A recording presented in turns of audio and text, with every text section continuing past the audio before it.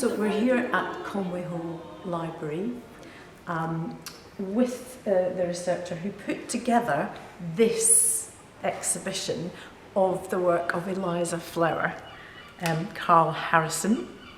If you'd like to just say hello. That's me. We begin at this end with a beautiful portrait of Sarah Flower Adams, Eliza's sister, and Robert Browning, who was very special to Eliza, or rather, I think Eliza was to him. So it's wonderful to see that, and we can see the picture of Sarah Flower Adams, which hangs here in the library too, which was drawn by Margaret Gillis, a Scottish artist. And it's next to Eliza's first published successful collection of songs, which were incredibly for me by Sir Walter Scott from his Waverley novels, and that's what really interests me about this. And one of the things that I really noticed when I first looked at her, because of course Sir Walter Scott is someone who I've been very interested about since I was a child, and have visited his various residences and so on.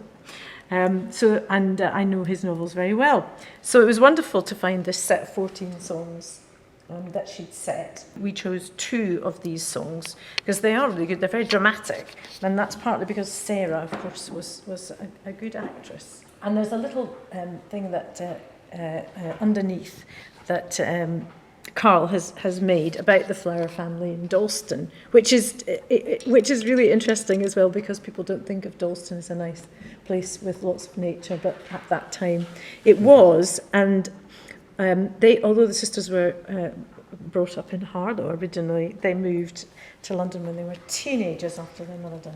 This one about their trip to the Scottish Highlands. It's as you were saying, Carl, it's a bit of a mundane letter, yes. but very interesting. And they never got to Staffa and Fingal's Cave, so she would never have known what Mendelssohn was on about, but which was a real shame. But I'm interested in this trip partly because this is where the Foxes and the Flowers really became very entwined. Sarah managed to scale Ben Lomond as quicker than almost anyone else, which at the time, so that was quite nice. And then we move on to the songs of the months. The musical illustrations of the Waverley novels were 1831, but 1834 is when the songs of the months were done. And 1834, you can see it was published by Novello, which is also the case with the musical illustrations. So she was quite a well-known and very successful composer. Yes, I think he was a neighbour, wasn't he? Yes, and when they moved to Craven Hill, later, after yes. the storms of 1834, yes. They lived next door. And Clara Novello, who was a really famous singer, who was also a very good friend of Mary Somerville, another Scot. This particular Song of the Month, so these were published originally in the Monthly Journal, but here this was a publication, a book of them all, published at the end of 1834, and we chose to sing August, and Carl has very helpfully opened that here, because you can see the whole of it, because they're very, it's very much a kind of song to sing at home rather than a grand piece.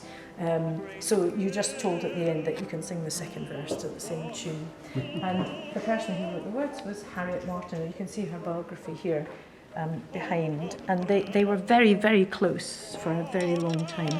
There's actually a picture of how she looked in 1833, which is just a year before they wrote this together. They had a very important writing partnership.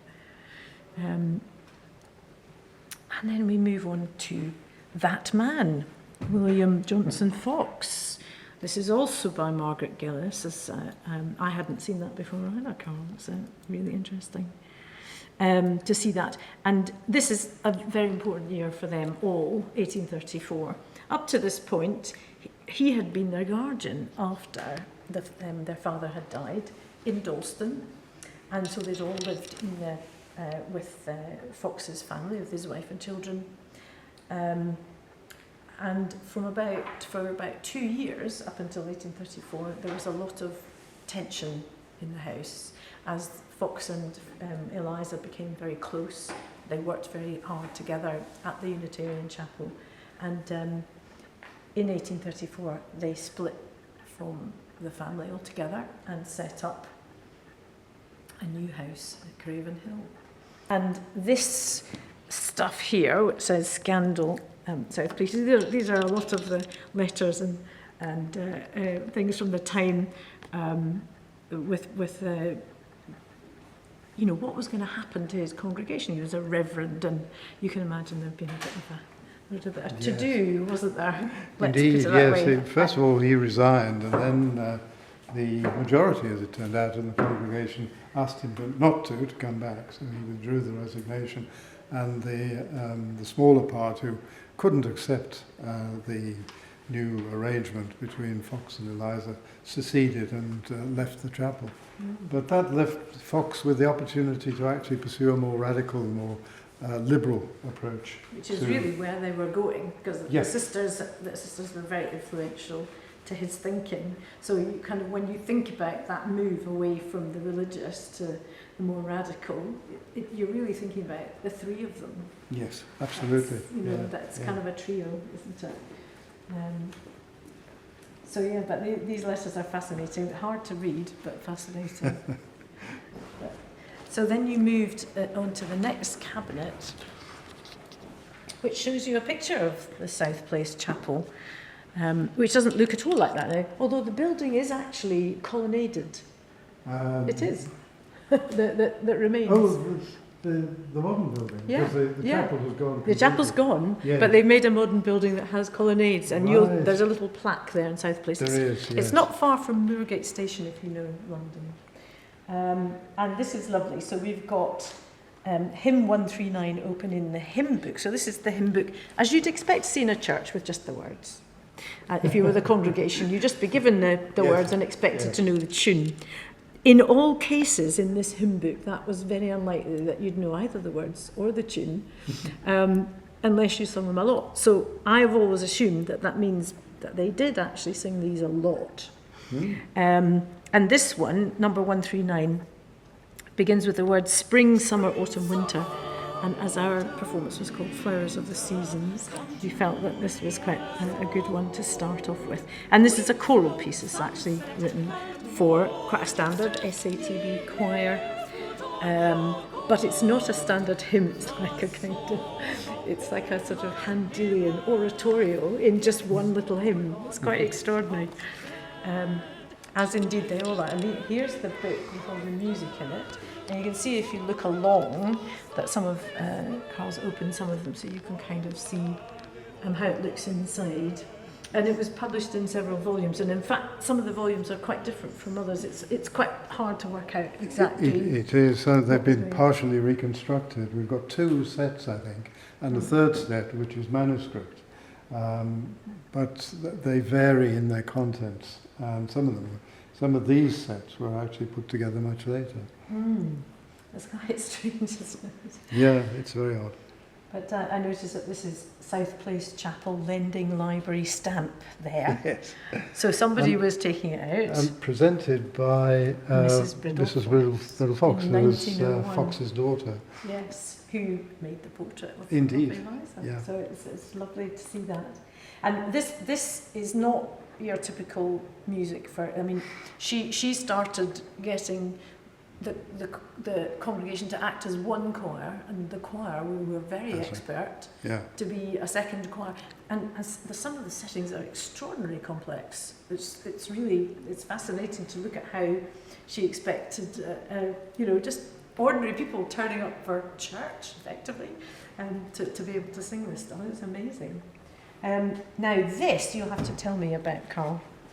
These are copies of the monthly repository that you referred to earlier, which, as it said, was a monthly magazine, originally a Unitarian magazine, taken over by Fox as editor and then owner, actually, in the 1830s.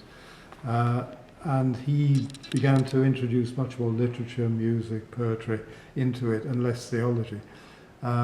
including, in this instance, this is the 1833 volume, and it's his review of Pauline, which was one of the early poems of Browning, which you referred to.